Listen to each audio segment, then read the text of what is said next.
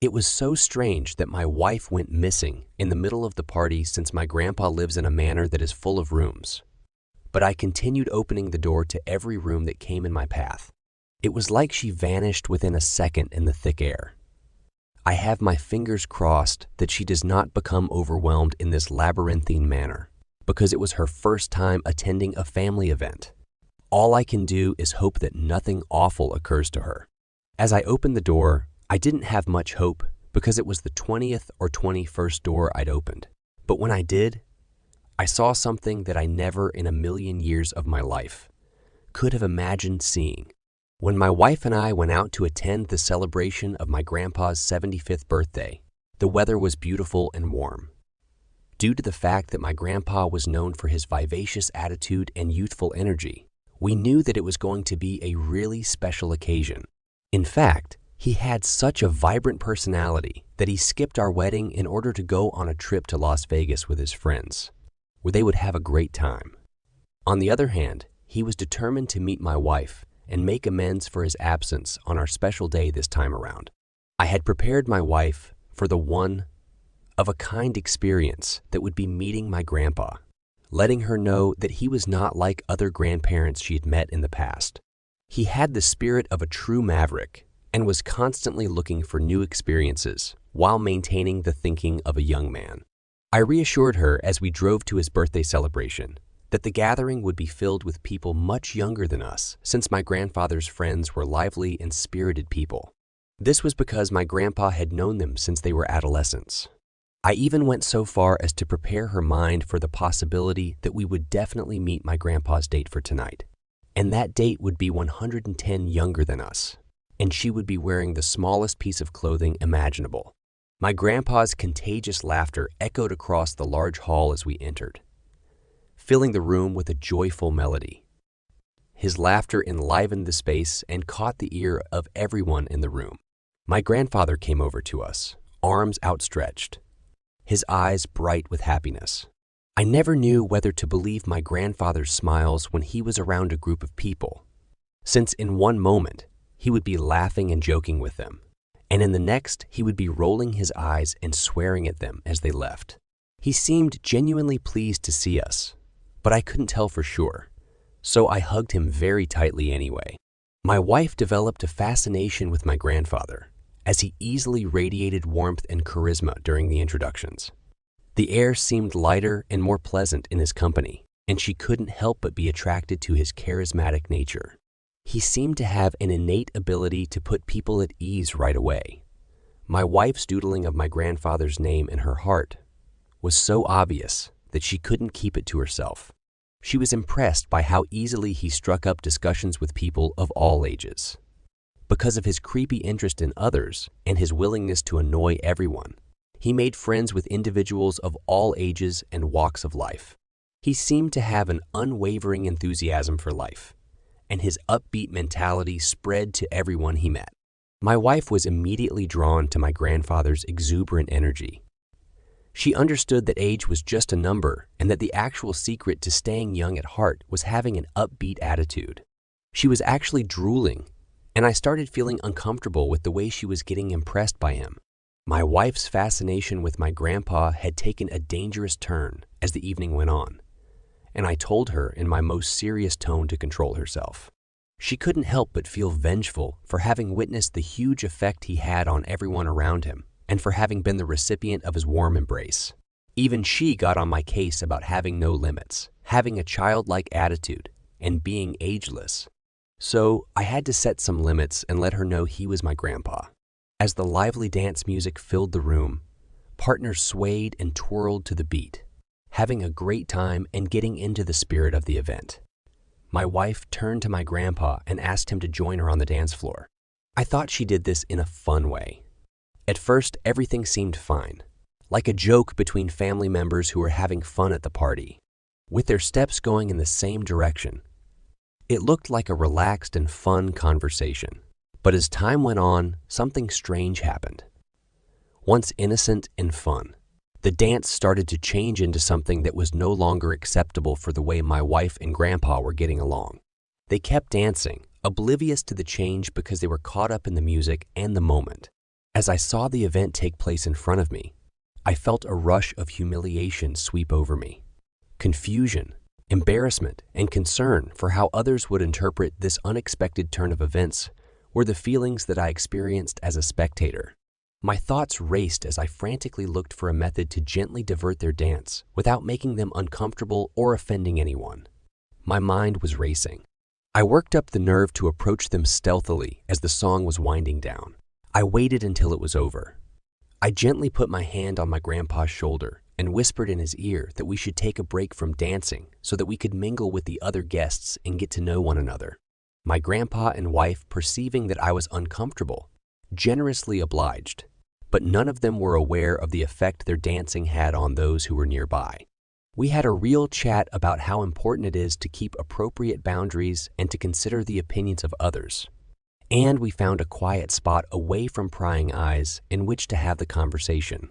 She was about to say something, but I interrupted her because I was not finished talking. Then, as she was walking away from me, I grabbed her arm and told her with my rigid eyes that if she crossed her limits once more, she would not go home with me tonight or any other night from this point forward. She informed me that I was causing her pain, but I was at the height of my rage and could not control myself at the moment.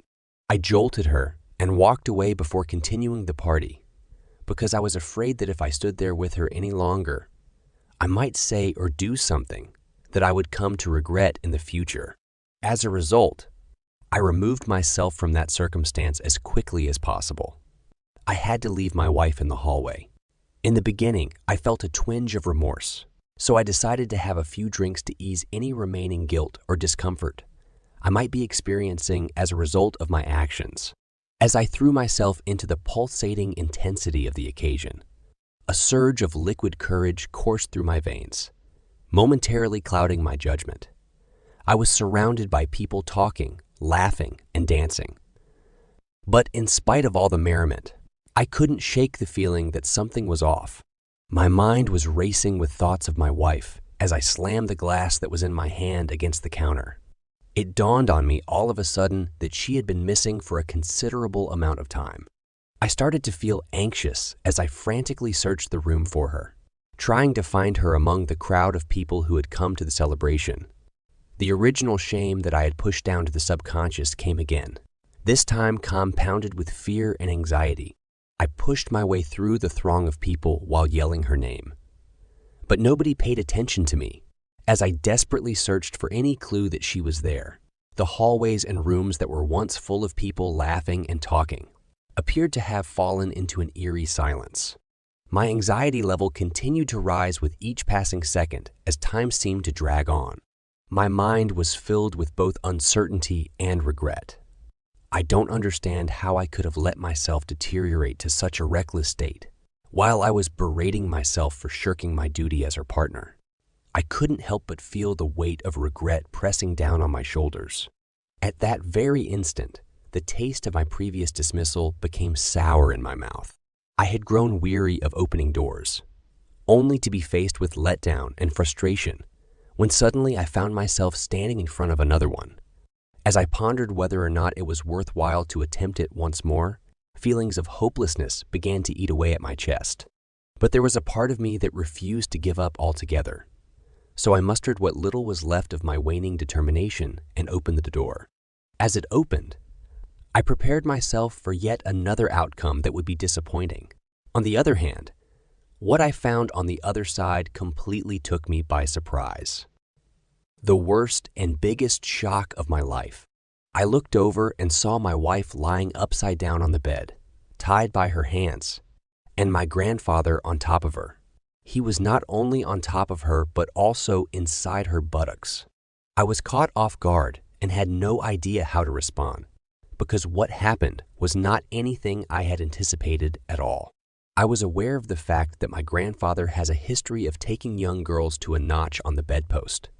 But the fact that he was able to bring my wife onto his bed was something I could never have imagined. And the fact that she shamelessly allowed him to do so was the final nail in the coffin. Not only was I feeling ashamed, humiliated, and betrayed by my wife and grandpa, but I was also feeling disgusted by the visuals that were directly in front of me. I was looking at them with my mouth and eyes wide open, but they were looking at me as though I had upset them, or as though it was embarrassing for them to see me. I truly wanted to rip their chest out and crush it under my feet as I watched them, but I was unable to do so because if they had any heart, they would never have gone this far. I was only able to come up with 3 words. What the hell? My wife got her to pretend that she wasn't involved in all of this, and that whatever was going on was being done to her without her will. My grandpa took her inside and hopped on top of her, at which point she yelled, "Get the hell off of me," while looking at my grandfather from the side. I was utterly unable to understand why my grandfather was still within my wife's buttocks, as I stood there for the last 4 or 5 minutes, but he acted as if he saw some ghost. He was rigid. He did not move.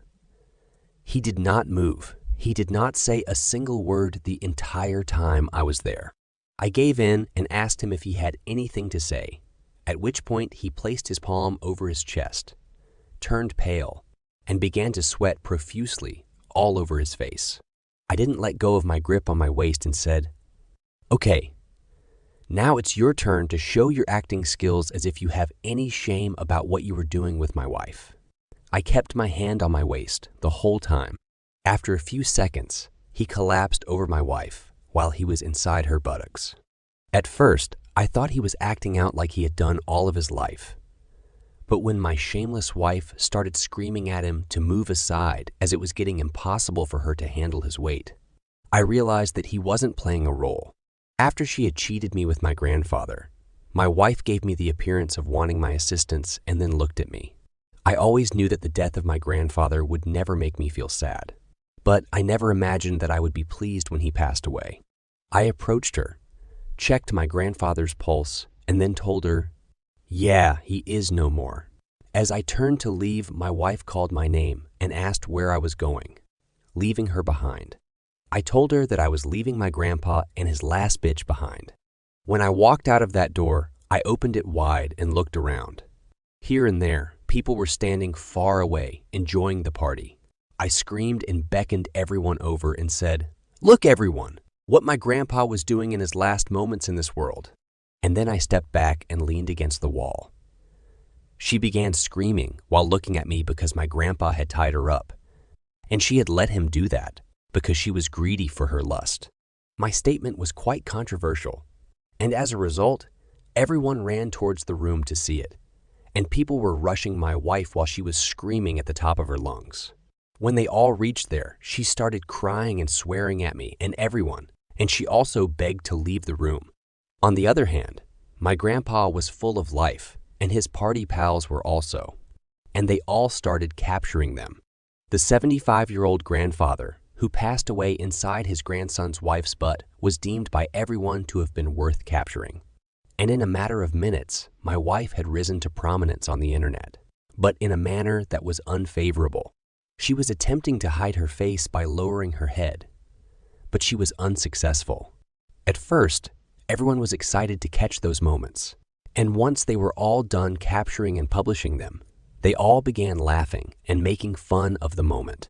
I clapped to gain everyone's attention and to show my appreciation for their presence.